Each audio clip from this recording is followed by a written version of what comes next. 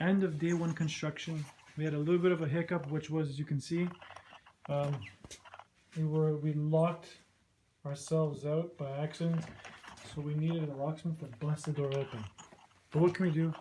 Sometimes it happens in construction. So far, as you can see here, started some minimal breaking down some things, which haven't got a lot done yet, seems like, but just the little minor things were started. So hopefully we'll make better pace, and at least now, as we can see, that we got the locks open, we got the new locks on, so hopefully no more hiccups in terms of at least locking ourselves out, because now we have more ability to get in and out smoothly, and then we can start breaking down this wall. As you can see, one hole, but hopefully this whole wall will be down. Next time I show you guys, we'll actually have everything else off, and we'll see the free-flowing future office of Dr. Nick.